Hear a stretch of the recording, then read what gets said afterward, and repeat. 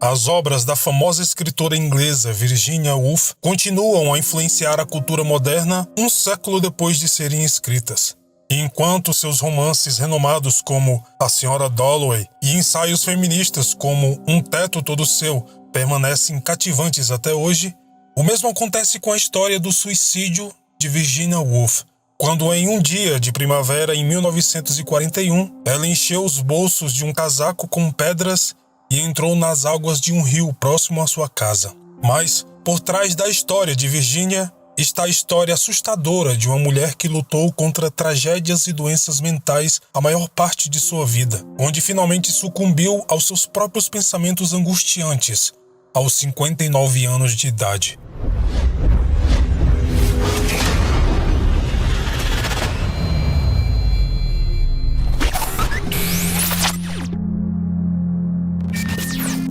Nascida em 25 de janeiro de 1882, Virginia Woolf foi batizada com o nome de Adeline Virginia Stephen e era uma garota com privilégios ingleses desde o início de sua vida.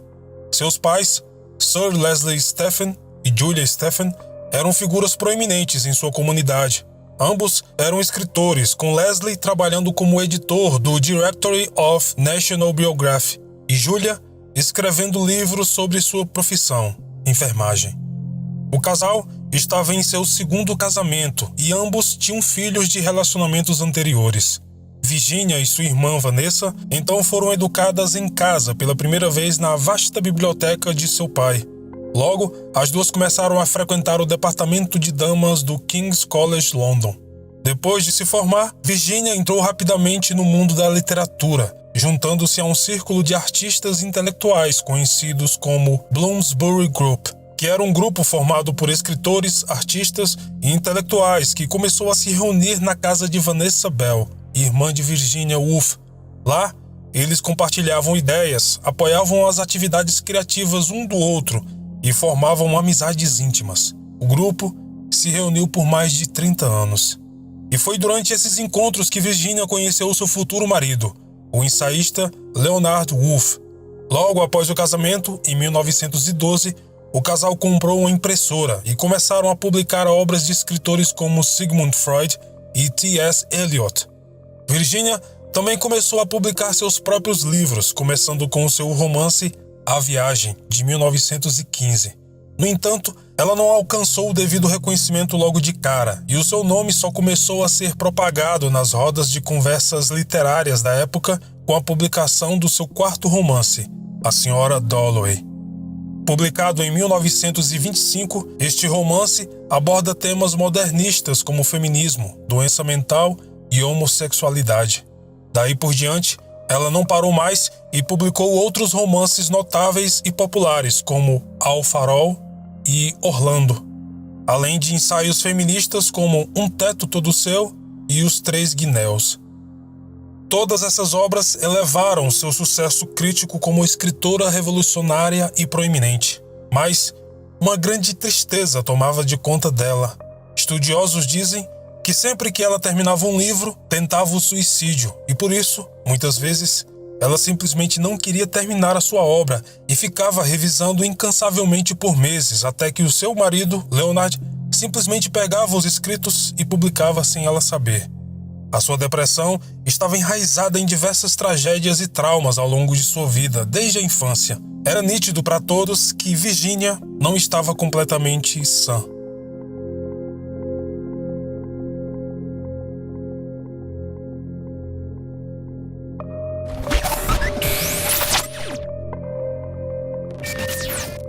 Virginia disse certa vez: "Quando crescemos, perdemos algumas ilusões e, no fim, adquirimos outras." Virginia perdeu muitas de suas ilusões quando criança devido a diversos traumas e tragédias. A primeira delas ocorreu quando seus meio-irmãos, George e Gerald, começaram a abusar sexualmente dela. Mais tarde, em seus diários e ensaios pessoais, ela revelou que o abuso começou quando ela tinha apenas 6 anos de idade e só parou quando ela saiu de casa aos 23. A relação sexual forçada com seus meio-irmãos traumatizou Virginia de tal maneira que ela não conseguia mais conceber o sexo em sua vida. Quando ela se casou com Leonard, os dois tentaram relacionar-se sexualmente como marido e mulher. Leonard sempre foi muito bom e paciente com ela, mas no fim, ambos concordaram que em seu casamento não haveria nenhum tipo de interação sexual. Muitos dizem que ambos se amavam loucamente, mas não mantinham relações íntimas. Leonard provavelmente esvaziava sua libido com outras mulheres, e Virginia também com outras mulheres. É dito que ela teve várias amantes, inclusive algumas escritoras famosas, mas ambos eram muito cautelosos e discretos. O relacionamento dos dois era mais do que marido e mulher. Eles eram quase irmãos, um irmão que Virginia nunca teve. Embora os abusos que sofreu durante a infância tenham provavelmente causado muitos de seus problemas psicológicos, a morte de sua mãe em 1895 parece ter sido o que solidificou a sua depressão. Aos 13 anos, Virginia teve o seu primeiro colapso mental e tentou se matar pulando de uma janela. Felizmente, a janela não era alta o suficiente e ela teve apenas pequenas escoriações. Nos anos seguintes à morte de sua mãe, ela sofreu uma sucessão de outros traumas. Sua meia-irmã Stella faleceu em 1904 e logo depois o seu pai morreu de câncer no estômago. Isso levou Virginia a ser internada em um instituto para tratamento mental por um breve período de tempo. Mesmo depois de escrever inúmeros sucessos e ter um casamento feliz com Leonard, Virginia continuou a lidar com a depressão e doenças mentais. Ela fez várias tentativas de suicídio ao longo de sua vida e sofria alucinações e mania de perseguição. Ela tentou inclusive vários tratamentos psiquiátricos, mas por causa da falta de conhecimento médico na área, ela não teve grandes resultados e dizem que a doença até se agravou. Um desses tratamentos consistia em arrancar vários dentes de sua boca, pois uma teoria médica comum na década de 1920 associava doenças mentais a infecções dentárias.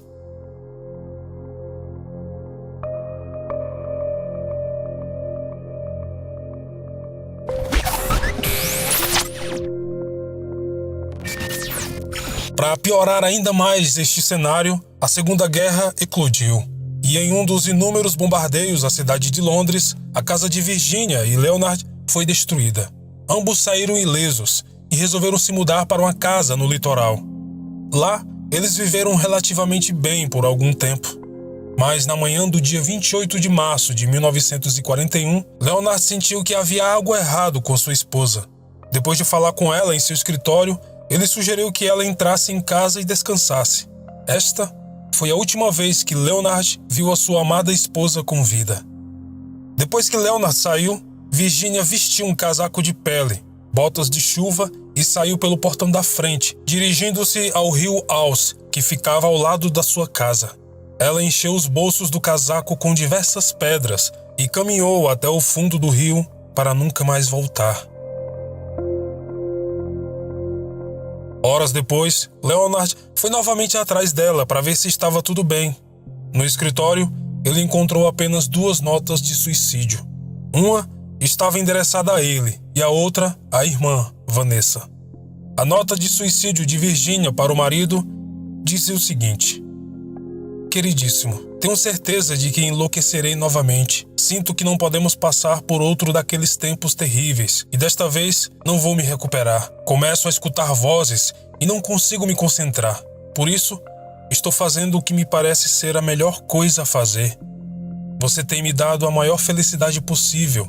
Você tem sido em todos os aspectos tudo o que alguém poderia ser. Não acho que 2 pessoas poderiam ter sido mais felizes até a chegada dessa doença. Não consigo mais lutar. Sei que estou estragando a sua vida, que sem mim você poderia trabalhar. E você vai, eu sei. Veja que nem sequer consigo escrever isso apropriadamente. Não consigo ler. O que quero dizer é que devo toda a felicidade da minha vida a você. Você tem sido inteiramente paciente comigo e incrivelmente bom. Quero dizer que todo mundo sabe disso. Se alguém pudesse me salvar, teria sido você. Tudo se foi para mim, menos a certeza da sua bondade. Não posso continuar a estragar a sua vida. Não creio que 2 pessoas poderiam ter sido mais felizes do que nós. V.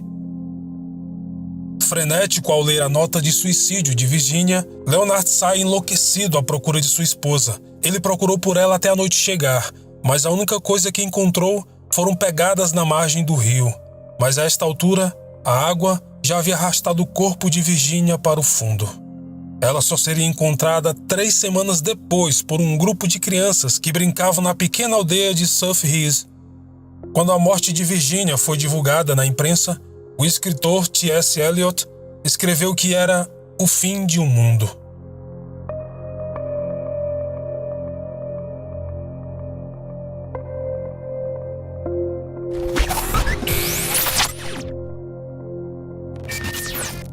Após a morte de Virginia Woolf, ela foi cremada e suas cinzas foram espalhadas sob 2 árvores, apelidadas de Virginia e Leonard, no quintal de sua casa.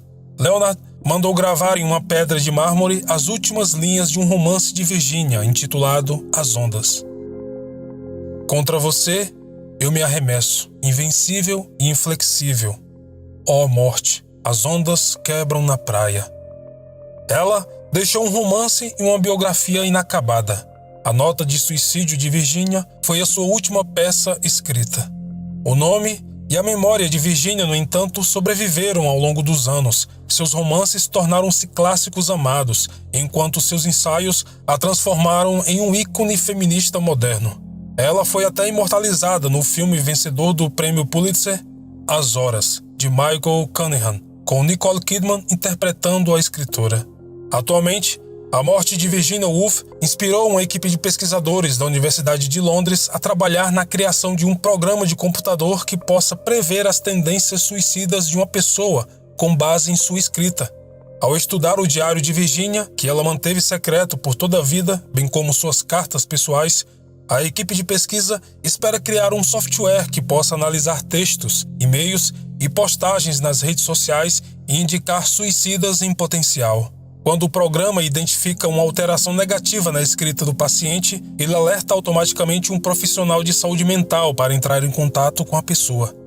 Dessa forma, Virginia Woolf deixou para trás um legado que é muito maior que sua vida ou morte. Como ela mesma escreveu certa vez: quando você considera a existência de coisas como as estrelas, nossos problemas não parecem importar muito, não é mesmo?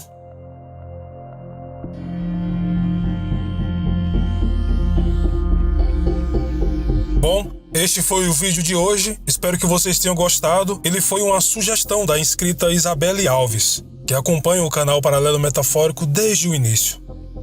Gostaria de agradecer imensamente às colaboradoras da nossa campanha do Apoia-se, a Glauciele Fernanda, Rosana Castro, a Márcia Parente, a Viviane Raíssa e as novas apoiadoras, Angélica Lira e Tatiana Maria. Muito obrigado mesmo pela ajuda. Se você também quiser contribuir com o canal com qualquer valor, a partir de R$2, aqui na descrição tem um link para a nossa campanha do Apoia-se, assim como os links de todas as nossas redes sociais. Novamente, muito obrigado a todos pelo carinho e atenção, e como sempre, nos vemos nos comentários. Até mais.